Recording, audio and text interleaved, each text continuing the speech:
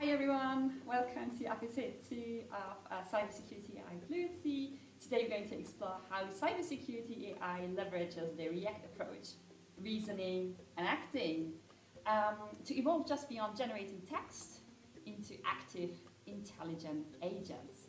If you're interested in how AI performs operations rather than just talking about them, stay tuned.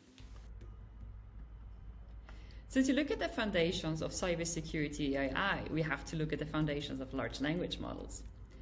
Large language models are statistical models. That means they abstract patterns they learn from input data. How do they produce output? Well, they predict the most likely next word in a sequence. This way, they can't really understand the context or the rule of what they're saying. They just produce the most likely next token. They produce code in the same way. Code interpreters, on the other hand, are not statistical language models, but formal language models. Formal language models execute code based on a fixed rule set. This, in fact, actually causes a clash, since statistical language models and formal rule sets adhere to different paradigms, which may not match.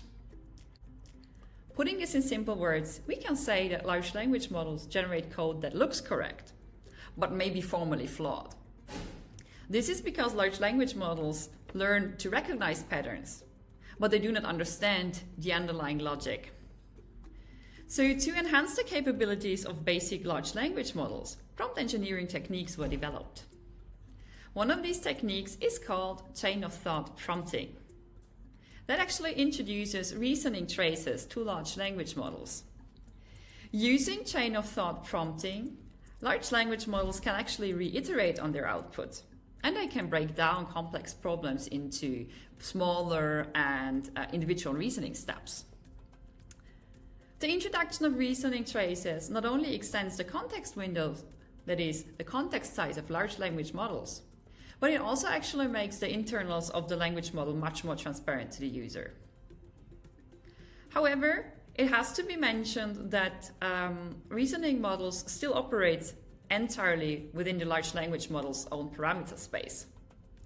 That is, a reasoning large language models cannot externally verify the answers or information they produce, and they cannot interact with the real world.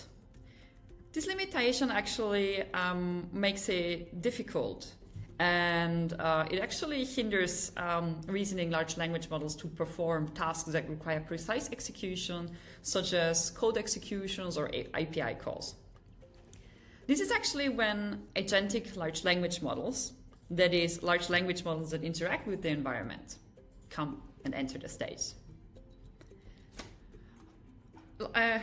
Agentic large language models are large language models that can interact with the environment. On the final step of the evolutionary ladder of large language models, we can find frameworks that combine reasoning and acting, or short, REACT. So what is REACT? REACT is short and stands for reasoning and acting. Actually, it's a large language model architecture where large language models perform a reasoning step in natural language and then generate code or actions in an external environment. The output of those actions is then fed back into the large language model. And this loop actually allows the large language models to reiterate and learn from its mistakes. It can refine its plan and improve performance over time. So let's take a closer look on how this works. First of all, what we have is a reasoning or thought step. In this step, the large language model analyzes the problem and identifies the key components and constraints of the problem it's supposed to solve. Next, we have an action generation step. In this step, the large language model generates the code, for example, Python code, or it just performs an API call, based on the reasoning step it performed before. That is, it generates codes and actions based on actions that it believes will solve the problem. After action generation, the code is executed. It usually runs in a sandboxed environment in the execution step, and the output is observed. Next, in the final observation step, the result of execution is returned to the large language model that uses the information to refine its plan. Finally, the large language model uses the new information to refine its output, and the cycle repeats. So the React loop allows us to operate in an iterative manner, just like a software engineer does. Or just like a programmer, the large language model can write tests, it can learn, it can iterate, it can repeat. And in fact, this iteration mitigates the mismatch between the formal languages and large language models. So the React framework helps bridge the two formalisms of statistic language models and formal languages by providing a runtime check and by verifying the large language model's output in an iterative loop. So the React loop is actually the foundation of Cybersecurity AI's agentic capabilities. It allows us to build intelligent agents that can perform complex tasks, such as semi-automated security testing.